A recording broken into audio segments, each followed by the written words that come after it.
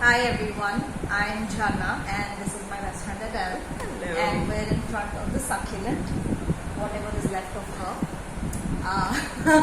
Right. So today we're going to be talking about kindness and how it can add to our lives. Is it important at all? Or can you just go through life without kindness? What does it feel like? So getting right into it, what has been your experience with kindness? Suspicious. I've been probably because of low self-esteem, lack of kindness growing up, and not seeing kindness between my parents modeled for me. When I saw kindness, I thought it was very artificial, and I thought it was put on, and it was very contrived. There's many ways of saying it was artificial, and I just thought, but when I got that kind of kindness from my school teachers, from random strangers, and I usually got that kindness as a result of performing something to the best of my ability or winning at something that came naturally to me, it was intoxicating. So I was suspicious of it and intoxicated by it at the same time. What It's like about two you? sides of Yeah, the same. yeah. For me, I think I've been kind all my life. That's so ominous when you say I've been kind. It's like Austin Powers. He says something and then he does that air quotes around it. So I've been kind to almost everyone that I've come across, but not actually kind to them. Do you think they sensed that you were being kind? Do they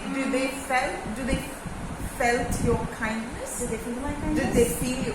I think they did some sleep. I had a bit of wine to drink. Okay. So anything that she says at this point, it's just going to be like a disclaimer. Ouch. That she Right. had wine, so don't hold her responsible for whatever comes out of her mouth. Right. I think they did feel I was being genuinely kind, and I think at that point I also thought I was, but it was mostly as a defense mechanism for not being hurt. So if I'm already kind to you, how can you be somebody who hurts me and then come off looking like a good person? So you offensively kind. Offense is the best defense. Oh, God, we were so messed up. Oh God. Okay. So, if I'm kind to you and you are a horrible person to me, you're just going to come across as someone who Doubly is horrible. Yeah. So I wouldn't give them the chance to be that way. But so you went into life expecting horribleness. Yes. And kindness was your weapon against Yes. it. Wow. I know that's very messed up. You're welcome. You're so welcome. Pearls of wisdom. So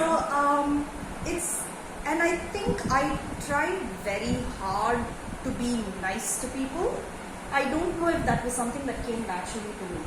Like when you say you tried very hard, hard work is visible, right? Yeah. I'm sure that people felt almost, I hate being indebted to her because she worked very hard to be nice to me. It's possible. Right? It's possible. But then I just chose not to see that part because I was busy being kind, and anybody who was a hater couldn't hate me anymore. Yes. Because if you hate me, then you're just even more horrible. This is right? a classic passive aggression, isn't it? I didn't realize this was passive aggression.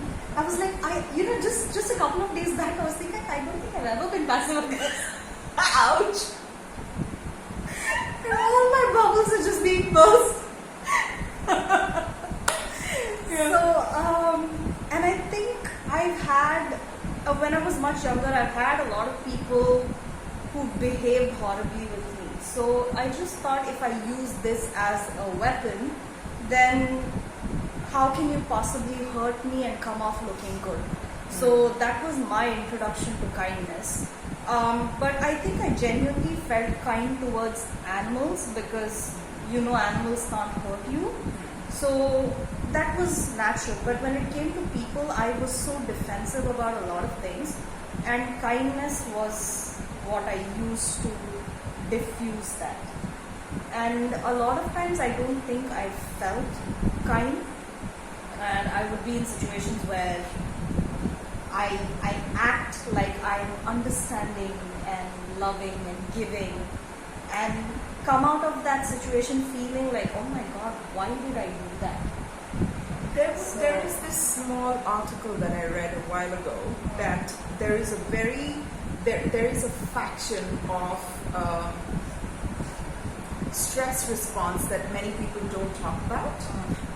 One is the fight or flight, the other one is the freeze, and the one that we don't talk about is a fawn. Like fawning after people and fanning after them is actually a stress response. It's a response to danger. Yeah, it makes sense, right? It makes sense. I mean, now that you're saying it out loud, that was what I was living in. Yes. For the longest time. So you were living in a state of trauma where you were using the only weapon that people you knew pleasing and fawning. And so maybe your idea of kindness is not even kindness at all. Maybe you don't even know what kindness exactly is. right. It's very possible, because kindness is something I'm still learning a little bit about, mainly in relation to myself. Yes. Because I don't know if I'm able to extend that to other people very freely. Sorry, because in your head, if you fawn at yourself for the things that you do for yourself, you'd be suspicious. Possibly. A lot of times, yes, but sometimes when I feel lucky, I'll be like, okay, this doesn't feel like that. Let me hold on to this. It's very possible. Yeah. Because I've noticed that using kindness was one thing, was my way of diffusing the tension.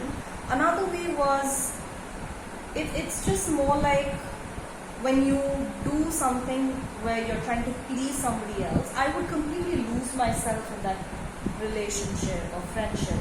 But I would just keep going at it because I didn't know how to stop. Now I know I can stop.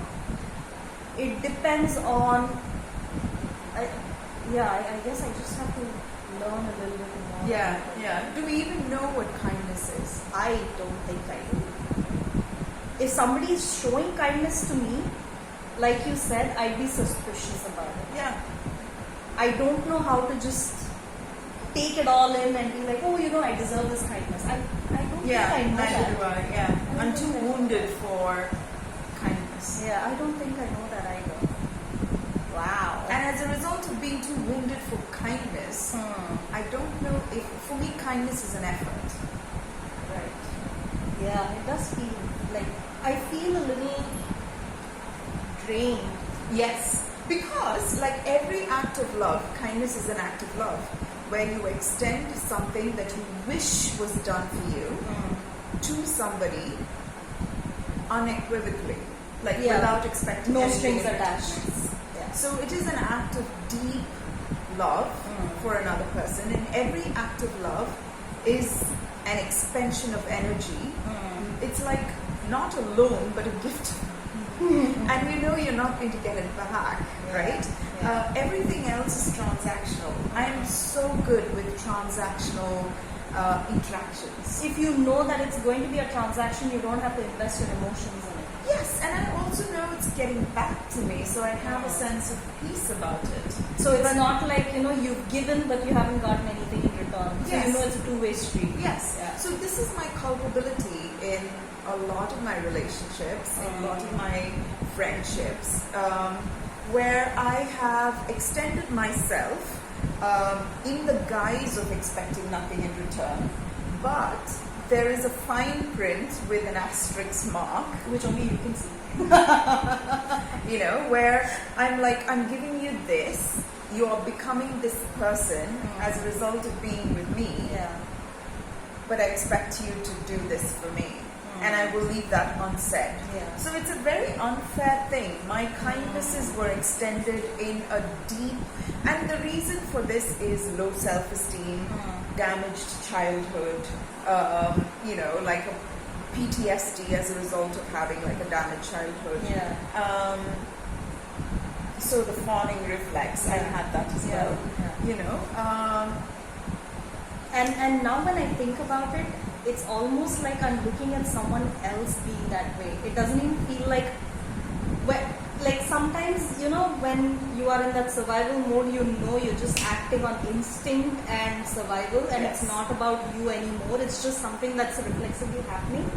And I think I used to see myself outside my body doing that. yes. I wouldn't feel like I was attached to that behavior, And and I'm that- just watching, and I can't stop it. See, and that's the thing, right? When you're traumatized, you split, your psyche splits into Yeah. a watcher Yeah. and a behavior. Yeah. Right? Yeah. So that is a clear sign of somebody who's split. And the only way to become whole is to integrate both the parts. Yeah, And yeah. you integrate those parts by sitting in the midst of the very trauma that Yeah. split you in the first place. And that is the act of kindness. And Being present. being present, yes, absolutely. And I think that's the hardest part, right? Sitting right in the midst of it and just, Yeah. because sometimes it just feels like, oh my goodness, this is never going to end. Because if we choose to start integrating, Yes. you know, aspects of ourselves, and that is something we're going to keep doing all our lives. But that's the truth. There is no end. There is no end. There is no end. But in that moment, it feels like a sort of a black hole kind of a feeling. I think once you get past that integration, you're able to see it in hindsight. Yes. But in that moment, it feels like it's either you survive or you die. So that is another thing that integration in general, I think it does that. It puts you in that spot where you really have to choose yourself over anything else. So would you think Yeah. integration is the actual kindness? I suppose it would be, because that way I don't have to keep splitting over and over again, right? So kindness to another person is taking them as part of ourselves. So that other part of me, the so many personalities that live in my head, it's going to be integrating them. That's going to be the kindness. I think only then I'll be able to really understand what it means. Otherwise, if you've never experienced it, how will you know? Yeah. Right? Yeah. So kindness is not necessarily saying please and thank you and you know. Those are manners. That doesn't fall under kindness. I think I use that a lot of times. Like, oh, you know what? Oh, you dropped me. Oh, thank you so much. Yeah. No, I don't think that felt like kindness at all. For a lot of, in a lot of incidents, I've actually said please, thank you, and felt very proud of myself, thinking I was being kind. I was just being well-mannered. But it's not the same. No, it's not. Yeah. And also sometimes I think kindness can be used in a very abusive manner. Have you had any experience with such an incident? I've had, I don't know. Maybe not you, maybe somebody you've seen and then you saw that as a part of... I think I've had morality, religion, expectations, and all of that. And I've had people use soft words and polite language to crack my spirit and my heart. And I've always thought, you know, and compliments that was so negative. That Backhanded compliments. that just cracked me at my foundation. And I thought, my God, you know, and I thought they were good people because they had the facade of polite language, not raising their voices, smiling when they talk to me. Everything which media probably and my own imagination dictated to me as this is what kindness looks like. And the end result was just utter devastation. I think what media portrays in terms of kindness is very skewed. Because there are enough television serials where you have people being kind, again the air quotes, but they're awful. Yeah. I remember this one serial, I think your mom was watching it and I happened to be in the room. My mom watches. Or I think you told me about it, I'm not sure. Oh, About how somebody... I'm already shuddering. about how someone decided to take some girl's money and give it to somebody else because they wanted to be... they were in some financial trouble. Okay. And the girl got very upset whose money was taken from her. Oh! I remember you told me I about told this, you right? about And, this, and yes. how the girl had a problem and her parents got upset at the girl. Yeah. Because they wanted to show this kind, generous Only I people. and she understand this, and we are completely cogent of that, and we truly apologize. Yes. Okay. But that's such a classic example, right? You want to be kind and generous to somebody else, that you're willing to sacrifice somebody from your family, and you shame them for getting upset for having taken their money. I mean, this is just one incident, but there are so many ways to do this. And also, I think kindness is something that can be abusive if you are faking kindness, like I did when I was younger. Just to Don't you think it's better to just not be kind instead of faking it? Yeah. It's just so much easier. It takes such less effort because I'd rather be poker faced and not give a shit about anything than be like, oh, let me be kind to you today. I'm sorry, I don't have the time, I don't have the energy. So please don't fake kindness because it's extremely energy consuming. And I don't know, I mean, I think kindness is the only thing at this point I think I can extend towards myself mostly. And if it spills over, then it does. If it doesn't, it doesn't. I mean, there's really not much to say on that. I agree. Yes. Yeah. So, yeah, if you guys have any questions about kindness, or if you've had incidents where you've felt real kindness, or whatever that means, please feel free to share with us. And we will see you next week. Thank you. Bye.